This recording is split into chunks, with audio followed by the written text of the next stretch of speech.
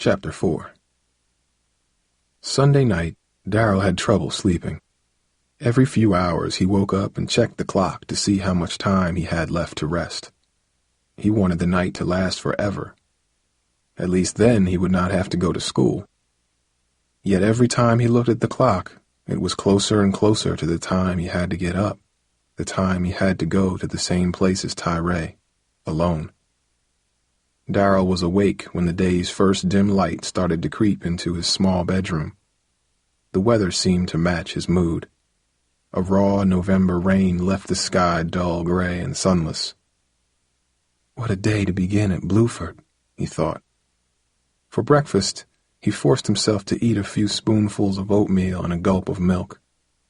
"Darrell," his mother scolded, "that's not enough to keep a bird alive. How you gonna grow taller and heavier if you eat like that?" "I can't eat no more, Mom. My stomach feels funny already," Darrell said. "Poor baby. You're really nervous about school, huh?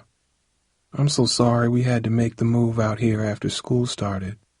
I know you wanted to stay at Franklin back home." She came over and kissed him on the top of his head. Though part of him hated that she felt the need to baby him, another part of him was glad she did it, as long as it was in private. It was comforting to know how much his mom loved him, and he clung to that when things got really bad. Just as long as she never babied him in front of anybody. Even though the sky was dreary and rain seemed to be lurking in the swollen clouds, Darrell chose to walk to school. After the long bus trip from Philadelphia, he preferred to walk in the rain rather than sit on another bus, even if the ride lasted only a few minutes. At 7:30, he grabbed his backpack and headed out to the street. Just in case Tyray was waiting for him, Darrell walked off the main route, sticking instead to a back street that went in the same direction. As he neared the school, Darrell saw more and more kids. He glanced at the different groups of people all around him, hoping to see someone his own size, a freshman looking more like a middle schooler. Finally, as he reached the front of the school, he spotted a little guy with glasses. He was stockier than Darrell, but just as short. Darrell quickened his pace to catch up to him, figuring that at least they could share their misery over being so small. But as Darrell watched, two other boys walked up alongside of the smaller kid. "Hey, Jamel, how's it going?" one boy asked. The smaller boy turned and smiled. "What's up, Miguel?" The third spoke up then. "Jamel, did Mitchell cover anything important in Friday? I missed class."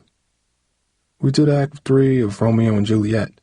You can borrow my notes," Jamel replied. "Man, what kind of story is that?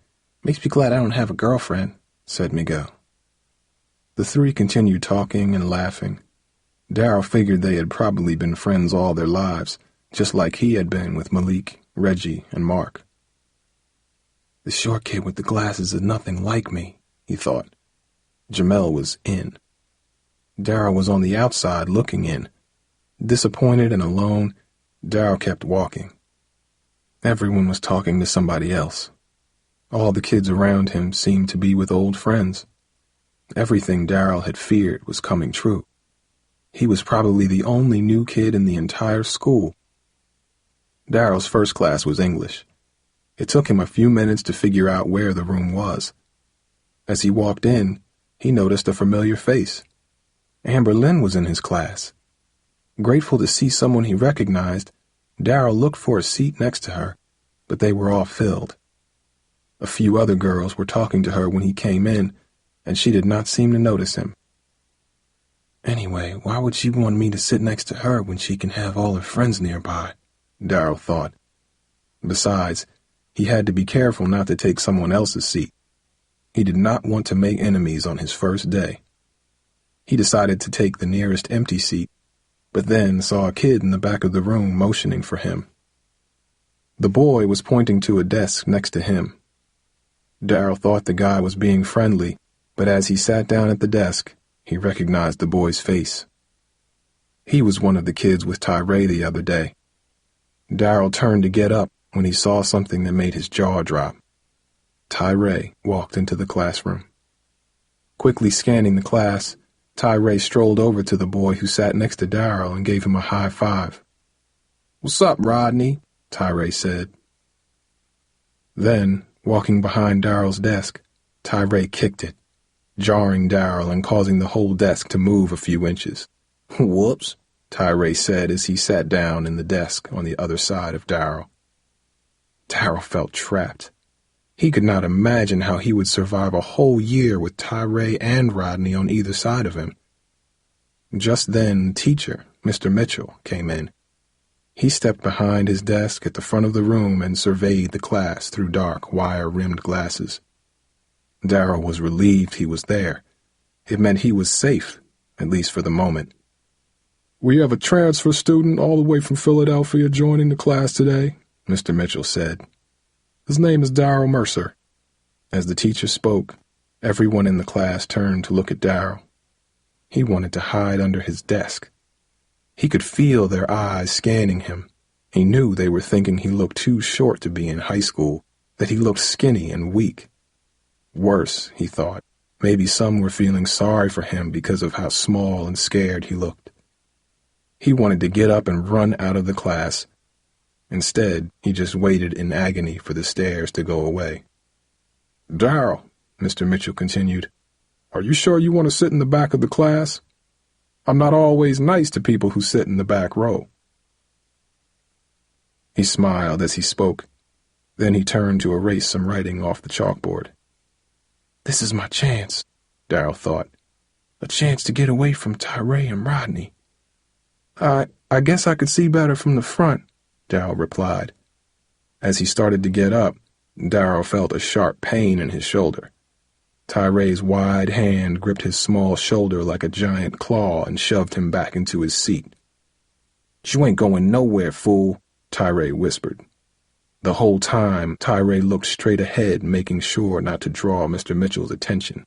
Only nearby kids seemed to notice the drama unfolding in the back of the classroom. When Darrell looked at them for help, they just looked the other way. "I can, see better from up there," Darrell pleaded quietly to Tyray. "How much you gonna be able to see when I punch your face so hard your eyes swell shut?" Darrell always thought teachers were fools. They never seemed to know what was going on in their classrooms. Kids could be hiding drugs or threatening other kids, and the teachers would just ramble on about some poem written hundreds of years ago. Mr. Mitchell seemed worse because Tyray had actually touched Darrell right in front of him, and he still did not notice. "We still have this empty desk up front," Mr. Mitchell said, "and it looks like Darrell doesn't want it. But, it hurts my feelings to see such a good spot in the front of the room go to waste. So, I'm going to give it to a very lucky person today. Tyray, you are the winner. Why don't you move up here?" "Why me?" Tyray growled. "I didn't do nothing." "The back of the room seems a bit too distracting for you. Besides, people who sit in the front of the room tend to have much better grade point averages than those who sit in the back. So come on up here," he said. A few kids in the classroom laughed. Darrell held his breath. He wanted Tyray to move as far away from him as possible. "I ain't moving from here," Tyray said in a sullen voice. "You're on the freshman football team, aren't you, Tyray?" Mr. Mitchell asked. "Yeah," Tyray mumbled, crossing his arms on his chest. "So?" "Well, Coach Meade and I are good friends, and I would hate to have to tell him that you refuse to listen to a teacher. He might think you would refuse to listen on the football field. He might even kick you off the team. Now, if you want to avoid all that, why don't you just sit up front?" Tyray slowly got to his feet. On his way towards the front of the classroom, he deliberately stepped on Darrell's foot. Pain shot like electricity through Darrell's body. "Whoops, sorry," Tyray said, acting as innocent as possible. Despite the pain, Darrell felt great relief. At least he did not have to sit next to Tyray. He also had respect for his new English teacher. Darrell was not exactly sure if Mr. Mitchell knew what Tyray was doing to him in the back of the room, but it did not matter. Without embarrassing Darrell, Mr. Mitchell had managed to stop what was happening, and for that Darrell was grateful. As lunchtime grew near, Darrell started to feel a new kind of anxiety.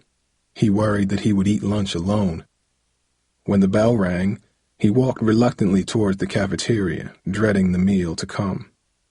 Inside, he took his place at the end of the line, got his plastic tray, and slowly moved towards where the kitchen staff dished out the food. The menu for the day was spaghetti and meatballs, along with a piece of garlic bread and a scoop of green beans. Dessert was a soupy green gelatin with strange-looking pieces of fruit suspended inside it. Just like the school cafeteria back home, Darrell thought. When his tray was full, Darrell stepped into the rapidly filling lunch area. Is there anyone I can sit with? He wondered. Before him, hundreds of people talked, laughed, and ate with their friends. No one seemed as lost as he was. He spotted 2 freshman guys sitting nearby at a table with 2 empty chairs. Darrell had seen them in his morning classes. He wondered if he should try to go over and join them. They seemed friendly enough. Darrell carried his full tray towards them. In his mind, he rehearsed what would happen next. Anybody sitting here? He would ask. No, sit down, man, they'd say. Then Darrell would have his foot in the door. They'd talk about classes, their teachers. Then they'd make fun of the cafeteria food and talk about the best-looking girls in the school. The ice would be broken. Even though he was nervous, he decided to try what he had rehearsed. He went over to the table with the 2 freshmen, his knees shaking the whole way. Anybody sitting here? Darrell asked. They didn't respond the way they did in his mind.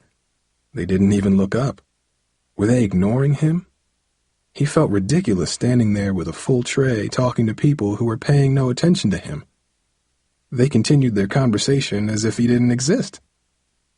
Maybe they didn't hear me, he thought. He tried again in a louder voice.